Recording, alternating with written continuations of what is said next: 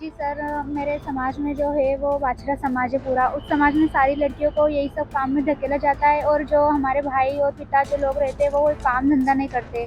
सब बेटियों की कमाई पर ही रहते हैं। सर वहाँ से पूरा समाज पूरा गाँव में ही काफ़ी सारी लड़कियाँ हैं। मेरे परिवार में ही सारे मतलब जो कस्टमर वगैरह जो सब वहीं घर पर ही आते हैं और घर पर ही ये सब घटना हुई है मेरे साथ। सर वहाँ पर मैं इसलिए नहीं पहुँची क्योंकि वहाँ की पुलिस जो रहती है हमारी रतलाम ज़िले की, वो कोई सपोर्ट नहीं करती, इसलिए मुझे लगा कि मैं भोपाल आना चाहिए। मेरे घर वालों से क्या पता क्या समझौता किया और पैसे लिए उनसे 50,000 मैंने आँखों से देखा है और मेरे घर वालों को सौंप दिया गया। हर एक कस्टमर से 200 रुपये लेकर लड़कियों को अंदर भेज दिया जाता है और यही सब होता है। एक लड़की जिसे 14 साल की उम्र में देह व्यापार में ढकेल दिया गया। देह व्यापार के दलदल में किसी और ने नहीं ढकेला, बल्कि उसके घर वालों ने ढकेला। लेकिन वो लड़की अब देह व्यापार के चंगुल से निकलना चाहती है। अपने माता पिता और मामा पर केस दर्ज करा चुकी है और उन्हें जेल भी भिजवा चुकी है। ये लड़की अब अपनी बहनों को भी उस दलदल से निकालना चाहती है। कौन है वो लड़की और क्या है उसकी ख्वाहिश, ये हम आपको विस्तार से बताएंगे। नमस्कार, मैं हूँ आशुतोष और आप देख रहे हैं एमपी तक का क्राइम शो अनकही। भोपाल में एक लड़की मंत्रियों और अफसरों के घरों का चक्कर काट रही थी। उनसे मिलकर इंसाफ मांग रही थी। खुद को नरक जैसी जिंदगी से बाहर निकालने की फरियाद कर रही थी। एमपी तक को जब यह पता चला तो फिर हमने अपने सहयोगी धर्मेंद्र साहू को लड़की से मिलने के लिए भेजा। लड़की से मुलाकात हुई, लेकिन उसने जो बताया वो काफ़ी हैरान करने वाला था। लड़की का कहना था कि 14 साल की उम्र में ही उसे देह व्यापार में ढकेल दिया गया और इस धंधे में किसी और ने नहीं बल्कि उसके खुद के माता पिता ने ये सब करने पर मजबूर किया। मेरे समाज में जो है वो बाछड़ा समाज है पूरा। उस समाज में सारी लड़कियों को यही सब काम में धकेला जाता है और जो हमारे भाई और पिता जो लोग रहते हैं वो कोई काम धंधा नहीं करते। सब बेटियों की कमाई पर ही रहते हैं, तो उनका कहना यही था कि जो समाज में है तो वही सब चलता आएगा। आप 14 साल की उम्र में आप बता रहे हैं कि देह व्यापार में ढकेला। इससे पहले आप स्कूल जाते थे। परिवार में कोई ऐसे देह व्यापार में ढकेला गया किसी बहन बेटी को आपके?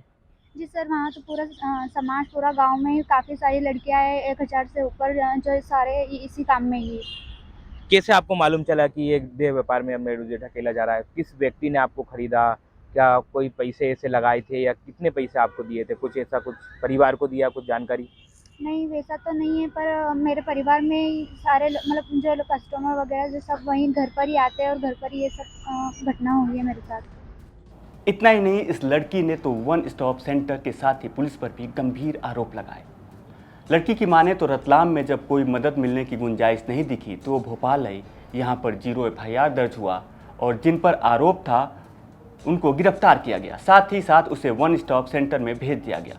लेकिन वन स्टॉप सेंटर वालों पर युवती ने आरोप लगाया कि उन्होंने उसके घर वालों से 50,000 रुपये लेकर उसके घर वालों को उसे सौंपने की कोशिश करने लगे और सौंप भी दिया। हालांकि वो किसी तरह से अपने माता पिता की चंगुल से फिर से छूटी और महिला थाने गई, लेकिन उसे महिला थाने से भी भगा दिया गया।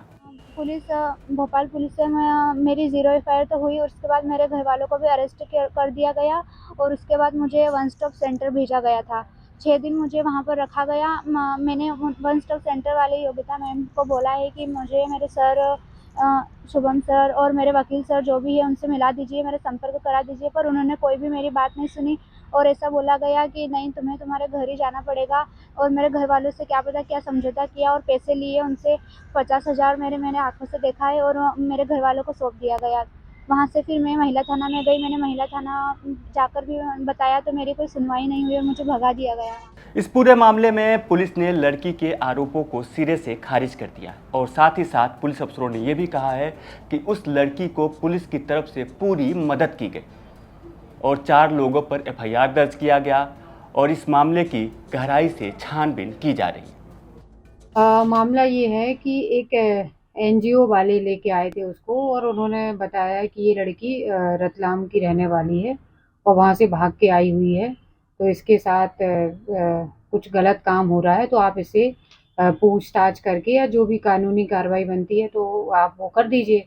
तब मैंने अपने वरिष्ठ अधिकारियों को बताया, तो उसके उपरांत वो 0 पे कायमी करके रतलाम एफआईआर भेज दी।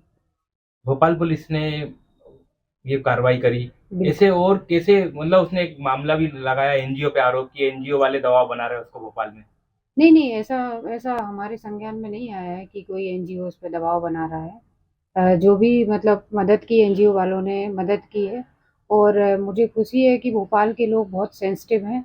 ये पहला ऐसा मामला नहीं, कोई भी जैसे महिलाएं भी कहीं भी ऐसे मिल जाती हैं तो लोग महिला थाने में लेके आते हैं, और जो भी हेल्प हो पाती है हम उनकी हेल्प करते हैं। उनके जैसे घर से घर वालों को मिलवाना हो या घर भिजवाना हो तो हम लोग करते हैं ये चीज़ें। कितने लोग पे कार्रवाई हुई इस केस में? 4 लोगों पे एफआईआर दर्ज हुई है इस पर। कौन कौन पे? उसकी मम्मी और मामा लोग हैं, और जो उसके मामा हैं जो उसके फादर की जगह नाम लिखा हुआ है उनका। अब आपको बताते हैं इस लड़की के बारे में। ये लड़की रतलाम के परवलिया इलाके की रहने वाली है। यहाँ पर एक समाज है, बाछड़ा समाज, और ये लड़की उसी समाज से जुड़ी हुई है। इस समाज में एक कुप्रथा है जिसे ये लोग परंपरा का नाम देते हैं। यह कुप्रथा इस समाज को महिलाओं से देह व्यापार का इजाज़त देता है। लड़की के 14 साल होने के बाद से लड़की के परिजन लड़की की नथ उतारने का कार्यक्रम रखते हैं, जिसमें बोली लगती है और यहीं से लड़की देह व्यापार में कदम रखती है। हालांकि इस कुप्रथा से हजारों लड़कियों की ज़िंदगी बर्बाद हो रही है, लेकिन ये कुप्रथा अभी भी चल रहा है। ये लड़कियां इस नरक से निकलना चाहती हैं, लेकिन चाह कर भी निकल नहीं पाती। हालांकि ये लड़की जो भोपाल में हमें मिली, उसका एक बॉयफ्रेंड भी है। ये लड़की नर्सिंग की पढ़ाई भी कर रही है, और उस लड़की का बॉयफ्रेंड इसे इस नरक से निकालने में मदद कर रहा है। फिलहाल इस समाज में परंपरा के नाम पर आज भी लड़कियों को नरक में ढकेला जा रहा है। हालांकि कई एनजीओ और सरकार भी इस परंपरा को खत्म करने की कोशिश में जुटे हुए हैं, लेकिन इस समाज के कुछ अगुआ आज भी इस क्रूर परंपरा को आगे बढ़ा रहे हैं और लड़कियों की ज़िंदगी को नरक बना रहे हैं। वो भी तब जब लड़की नाबालिग होती है और उसे देश, दुनिया, समाज के बारे में कुछ पता नहीं होता। तो आज की अनकही आपको कैसी लगी कमेंट में हमें ज़रूर बताएं, और मध्य प्रदेश से जुड़ी तमाम बड़ी खबरें देखने के लिए देखते रहें MP तक।